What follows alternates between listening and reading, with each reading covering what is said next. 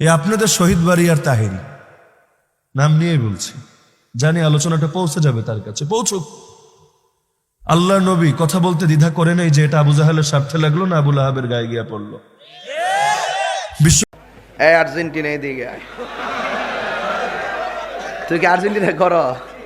তোরা যে অবস্থা রে, যাক ওর কিতা করবে, দোয়া করলে কাম হইতো না। বিশ্বকাপ নিয়ে তার একটা আলোচনা দেখেন নাই? এক আর্জেন্টাইন ভক্তরে সামনে থেকে ডেকে এনে এর লগে কিছুক্ষণ মজা করলো।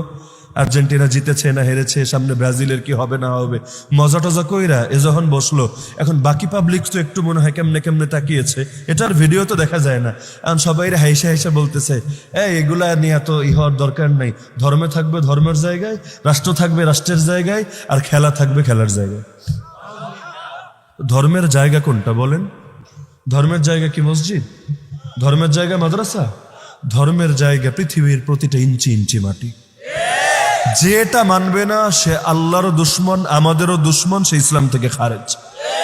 আমি তাহেরির ব্যাপারে বলছি না ইসলাম থেকে খারেজ, এটা বেচারা হয়তো বেশি আবেগে বা বেশি দুষ্টুমি করতে গিয়ে অসতর্কতা বশত বলে ফেলেছে, তবে এই বাক্যের জন্য আমি মনে করি তার ভুল স্বীকার করা উচিত। কারণ পাবলিক এটা থেকে ভিন্ন মেসেজ পাবে যে এত বড় একজন সেলিব্রিটি, পাবলিক তো আর এলেম দিয়া লোক মাপে না, প্রসিদ্ধি দিয়া মাপে, প্রত্যেকে তার ভিউয়ের সমান বড়। এই যুগের বাস্তবতা এটা, মন খারাপ করেন না। প্রত্যেকে তার ভিউয়ের সমান বড়, ট্রেন্ডি বক্তা খোঁজে সবাই, যে যত বেশি সেলিব্রিটি সে তত বড় হুজুর। তো এখন এই রকম বাক্য আমাদের ইমানকে শেষ করে দিচ্ছে। এই যুগে বহু লোকেরা নামাজি, তাহাজ্জুদও পড়ে, দান সদকাও করে, কোরবানি করে, জিকির আজকার করে, উমরায় যায়, হজে যায়, কিন্তু আমি বলবো এরা মুসলমান না। আপনি বলতে পারেন কেন মুসলমান হবে না কেন? ওই যে ওই শিরিকে লিপ্ত হয়ে গেছে, আল্লাহর কিছু জিনিস বান্দারে দিয়ে দিস।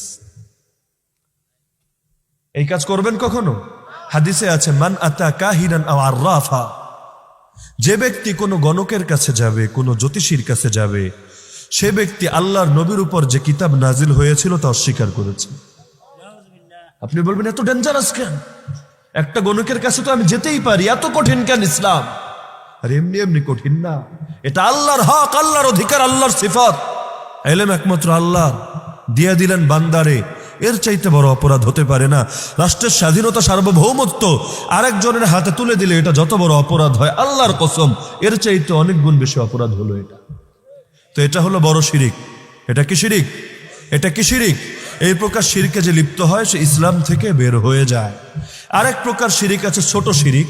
এই প্রকার শিরিক করলে ইসলাম থেকে বের হয় না, কিন্তু ইবাদতের সওয়াব পাওয়া যায় না। এইটা আপনারা সবাই চেনেন, আমার বয়ান করা লাগবে না। এইটা হলো লৌকিকতা, লোক দেখানো, রিয়া। নামাজ পড়েন মানুষকে দেখানোর জন্য, দান করেন মানুষকে দেখানোর জন্য। ওই যে 1 বছর পর নির্বাচন আসবে, দেখবেন কত লোক হঠাৎ হুজুর হয়ে গেছে।